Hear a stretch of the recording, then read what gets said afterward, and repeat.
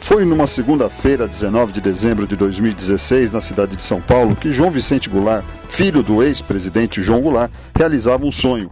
O livro Jango e Eu, Memórias de um Exílio Sem Volta, de sua autoria, traz uma abordagem diferente, mais humana, mais família, contando os dias de exílio do ex-presidente logo após o golpe militar que o depôs em 1964. No ano em que completou-se 40 anos da morte no exílio do ex-presidente João Goulart, o lançamento do livro é uma homenagem do filho João Vicente ao pai.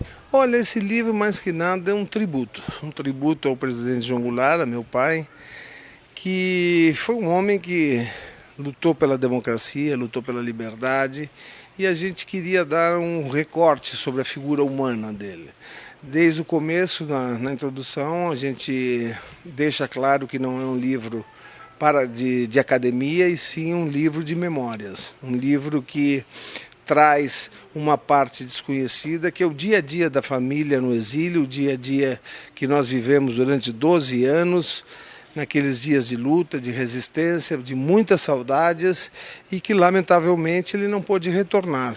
Então por isso que o livro tem esse recorte, do dia 1º de abril de 1964 ao 6 de dezembro de 1976, que é a data do falecimento dele, que ele não pôde voltar. Então foi um exílio sem volta. Segundo o próprio autor, o material utilizado na obra foi composto totalmente de vivências. Foi difícil, evidentemente, porque é um mergulho no passado, um mergulho dentro da nossa alma que às vezes nos pega desprevenido.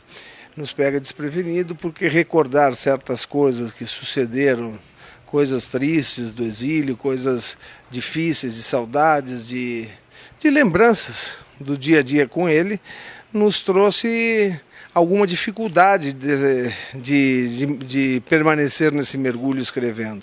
Mas, por outra parte, eu acho que era um dever que nós tínhamos de mostrar esse lado do exílio, esse lado da luta, esse lado da resistência, até porque eu acho que é importante saber como as pessoas que têm um objetivo, que têm um denominador comum, forte como ele tinha em defesa dos trabalhadores, em defesa da liberdade, em defesa da democracia, é importante colocar isto às novas gerações e dizer que lutar pela liberdade, pela democracia nunca é tarde, mesmo com aqueles que se foram e que deram a vida nesse caminho, nesse difícil caminho que é tombar pela liberdade de um país. O livro não é um registro com documentos e, por isso, humaniza a figura de Jango. Geralmente os livros acadêmicos eles são feitos em cima de documentos liberados, documentos da SNI, documentos secretos e tal. Mas não tem o dia a dia das lágrimas, o dia a dia das paixões, o dia a dia dos sofrimentos que a gente tem. Então, um livro desta forma é um livro que mostra esse dia a dia da família, esse dia a dia do sofrimento, de morar longe de sua pátria e como transformar a palavra exílio, por exemplo, para uma criança. O exílio é uma palavra que não existe no vocabulário de uma criança. E como a gente aprende paulatinamente a destrinchar essa palavra exílio à medida que a gente vai crescendo. Sindicalistas de ontem e de hoje aguardavam pacientemente na longa fila que se formou. O presidente do Sindicato dos Metalúrgicos de Guarulhos e região, José Pereira dos Santos, compareceu. Foi na gestão de João Goulart que a entidade foi criada e oficializada. Ele é tão importante que nós inauguramos um auditório em nome dele, né? Porque foi o João Goulart que, na presidência dele, que concedeu a carta do sindical do nosso sindicato. Na verdade, o ministro do Trabalho era Almino Afonso, mas o presidente da República era João Goulart. Então, tem um significado muito grande, não só para os metalúrgicos de Guarulhos, mas para o país como um todo, para o Brasil. Eu fiquei muito emocionado quando me convidaram, a família Goulart me convidou para ir no enterro dos restos mortais do Jango, lá em São Borjas. E eu ver aquela cidade parar para uma pessoa que já tinha falecido há quantos anos. Fiquei imaginando, será que se algum presidente da República de hoje falecer, vai ter aquela multidão acompanhando? Então isso prova que falta liderança no nosso país. Foi um grande brasileiro, foi um uma pessoa que lutou pela independência e soberania do nosso Brasil. Lutou até os últimos dias da sua vida e agora nós estamos vendo aqui o futuro. João Vicente, autor desse maravilhoso livro para a gente conhecer a história, tem tido um papel muito importante na luta do nosso povo, do nosso país. Por isso que nós da Central Geral dos Trabalhadores fizemos questão de vir aqui pelo pai, esse grande homem que foi Jean Goulart, defendendo as reformas de base, defendendo os direitos dos trabalhadores e aqui o futuro, a continuidade dessa luta do Jean Goulart. Oswaldo Lourenço, hoje secretário nacional dos aposentados da CGTB, relembra a convivência com Jango. Foi uma convivência muito importante, porque naquela ocasião que o Jango da presidência, nós éramos muito chegados, por nós pertencíamos do Comando Geral dos Trabalhadores e também do movimento geral lá dos trabalhadores da Baixada Santista, onde eu era dirigente dos portuários. Então, a nossa convivência era uma convivência de companheiros, né, um para o outro. Então, para nós, a perca e da forma que foi de Jango, foi uma das piores coisas que podia acontecer para o Brasil, para a família deles e para o Brasil, porque Jango não era só um presidente, Jango não era só um político, Jango era um grande líder que o Brasil já teve. Sindicalista do ramo ferroviário desde 1952, Rafael Martinelli é um dos 3 remanescentes do Comando Geral dos Trabalhadores. Amigo de Goulart e da família, Martinelli fala com carinho do ex-presidente. Ele o conheceu quando Jango era ministro do Trabalho de Getúlio Vargas. Para nós significa, vamos dizer, olhando aquilo que a gente reivindicava em 64 e que continua reivindicando. Quer dizer, aquilo que a gente lutava com o Jango para conseguir, até hoje não se conseguiu. A reforma agrária, várias coisas na área, as reformas de base, não é isso?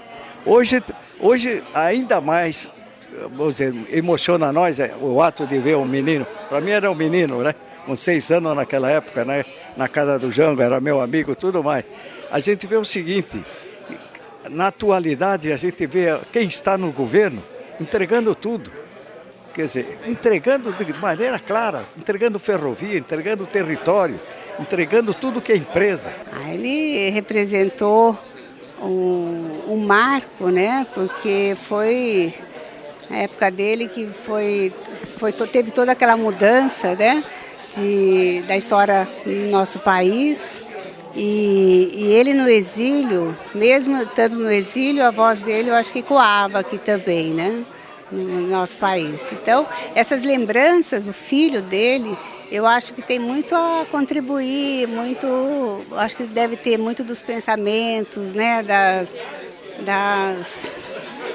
enfim, dos pensamentos do nosso país que ele devia passar, né, para ele.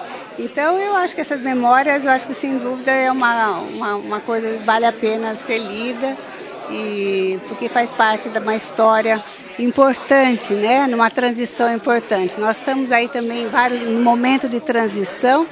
Quem sabe tem alguns ensinamentos aqui que a gente possa aproveitar. O secretário-geral da Força Sindical, João Carlos Gonçalves, o Juruna, ressaltou a importância de Jango. Eu creio que é importantíssimo do ponto de vista histórico, porque João Goulart é uma pessoa que lembra reformas, e reformas a favor do povo. Reforma de bases, reforma sobre a educação, reforma das questões trabalhistas, das questões da reforma agrária. Então é fundamental que a gente tenha conhecimento da nossa história, da história do Brasil, sob uma visão popular, para que a gente conheça e possa reivindicá-la nos momentos de hoje. Além de metalúrgicos, jornalistas também compareceram ao evento. Para Luiz Nassif, a história de Jango se repete. São ciclos que se repetem, né? Nós tivemos aí naquele período pós-constituinte de 46, um avanço nas liberdades civis e tudo, e um projeto popular que, se pega as estatísticas hoje, reduziu graus de desigualdade, começou a atacar questões estruturais do desenvolvimento brasileiro. E isso acabou gerando uma reação muito grande de 2 polos, né? Um polo externo, que se revelou décadas depois, né, mas... E internamente aqui uma elite que tem uma dificuldade enorme de conviver com a modernização democrática, que pressupõe, digamos, a convivência pacífica entre estratos sociais e tudo. E agora se repete. Você tem até agora uma diferença daquele período anterior, que o fator militar não emergiu ainda, né? Mas ainda. Esse que é o ponto, né? Eu acho de fundamental importância que os brasileiros conheçam a história oficial do Brasil e narrada pelo seu filho. O João Vicente, um homem extraordinário, que é muito amigo meu, de uma lucidez enorme e de uma amorosidade profunda e de ligamento com o pai dele, Jango Goulart, que foi um dos nossos grandes presidentes da República. Paulo Freire, meu marido, trabalhou com ele, ou para o governo dele, para os brasileiros, nos anos 62, 63 e princípio de 64. Mas o golpe militar impediu que esse projeto grandioso de Jango Goulart, que tinha uma reforma agrária inusual, uma reforma agrária fantástica e um projeto de educação igualmente fantástico, que nos libertaria das amarras da opressão, da subserviência ao Império Norte-Americano.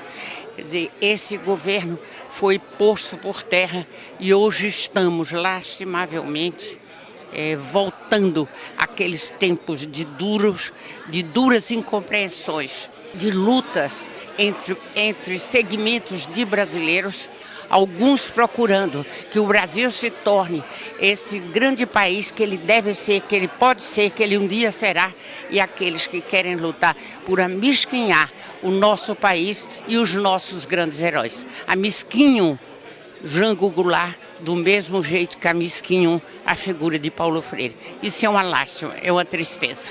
Para Paulo Henrique Amorim, o livro está carregado de emoções.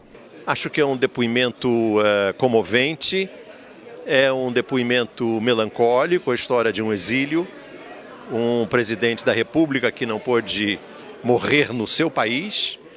É a biografia, de certa forma, de um brasileiro corajoso, um brasileiro que enfrentou um regime militar com os instrumentos que ele tinha e que deixa um legado fabuloso. O legado do trabalhismo, do nacionalismo e da defesa do pobre.